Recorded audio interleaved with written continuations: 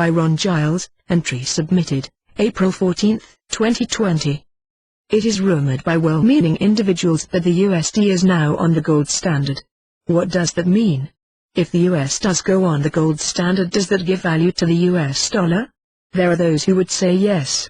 I ask, how so?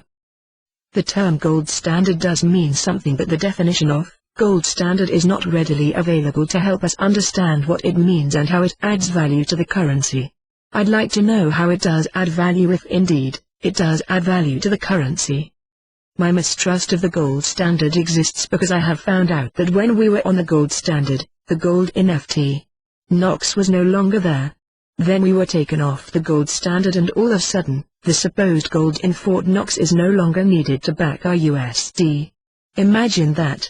If that is so, then can someone tell me how any newly recovered gold put into a secure vault somewhere can be used to say, we are now back on the gold standard?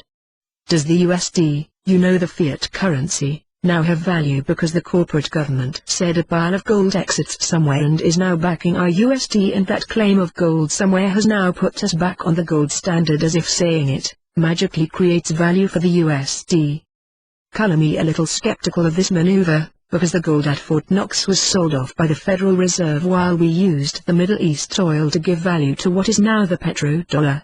The USD was taken off the gold standard, and with the whisk of a pen and some underhanded tricks by certain individuals, the fiat USD became the reserve currency for the world. All this because Nixon said the gold market was being manipulated by investors. Guess who? So, we are led by Nixon to believe that gold could no longer be used to back currency because the price fluctuation made it unstable to use gold to back our currency. Is this accurate?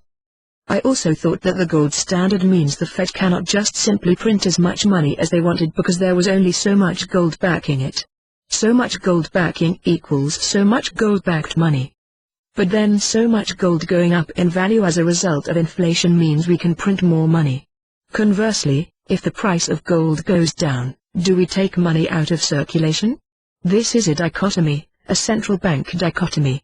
We all know the answer. Now then, if what took place back in 1971 when Nixon took us off the gold standard that made it so we did not need the gold to back our currency, what has changed today so that all of a sudden we will be getting a new USN, United States note, and it is backed by the gold standard like before? Meaning that there is a pile of gold somewhere that all of a sudden gives our currency value, just because somebody said it is now back on the gold standard? Could this be a cabal central bank scam to mess with our currency again? So if the whole world of nations does the same thing, whose currency can be trusted? Really trusted?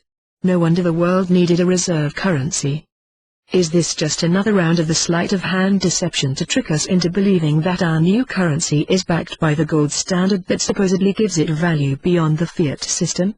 Why should we believe in such an unverifiable claim as we move into a new financial system? Should we believe that each country in the world will claim the same thing? History is not on the credibility side of that potential scam, especially communist countries like China who lie, as a way of life. Are we being set up again for the rug to be pulled out from under our financial system by some unscrupulous Rothschild plunderers from the past? Could this really be what the alliance is putting our soldiers' lives at risk for, so that we are set up to go through all this cabal crap again? I don't think so. We need to nail down a secure way for all the world currencies.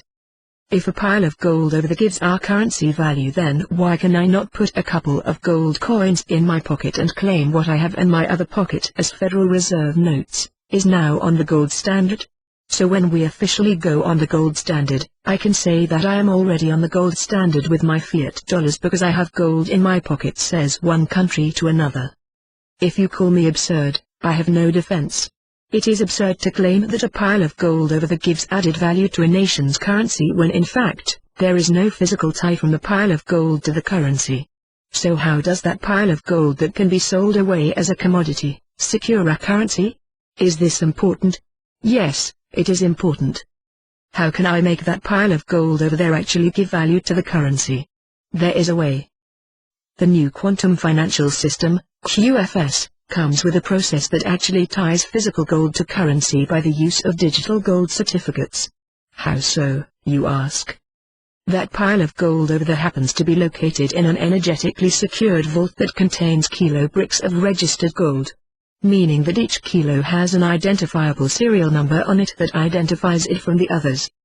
That pile of gold in that vault over there, wherever it is, was accumulated by the Chinese elders over many hundreds of years.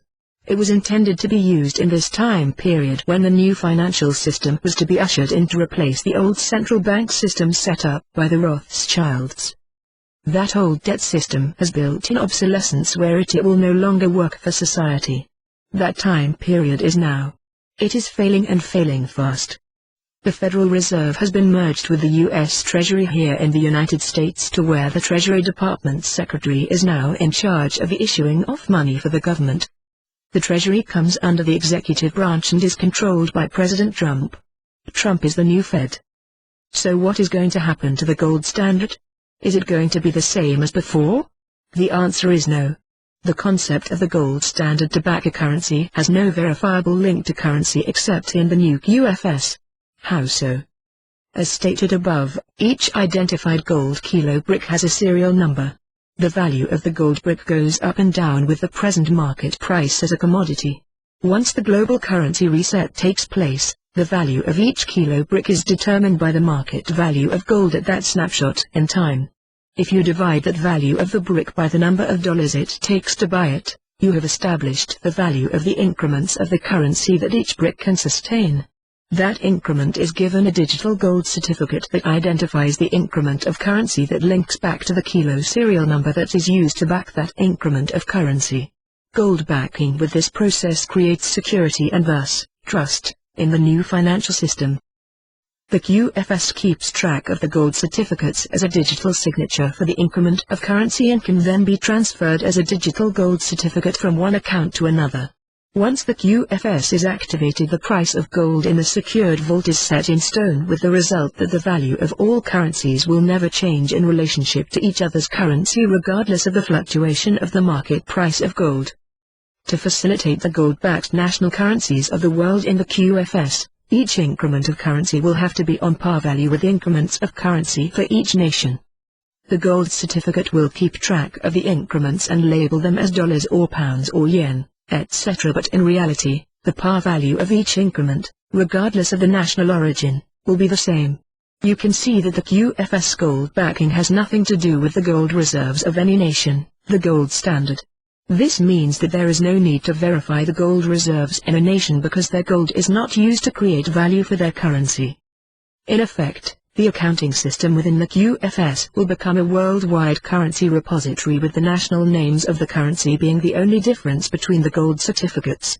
Doing business internationally or private is just transferring gold certificates from one QFS account to another QFS account. Is this the precursor to a worldwide currency? Maybe. This process within the QFS was agreed upon by all countries of the world at the Paris Accord on Climate Change Summit meeting as an adjunct to the meeting. With all that nations being represented at the summit, this was the time to set the new financial system in order. It had nothing to do with the climate change agreement, it was separate. The alliance is in charge of the QFS process and the activation of the new financial system. My understanding is that the activation took place a few weeks back and is presently in the transition phase of the implementation. We are the beneficiaries of the new system with its genius way of gold backing of all the world currencies. It is a much better and more secure system than what we had with the central bank system, which should be obvious. Blessings to all, and to all, be a blessing. Ron Giles.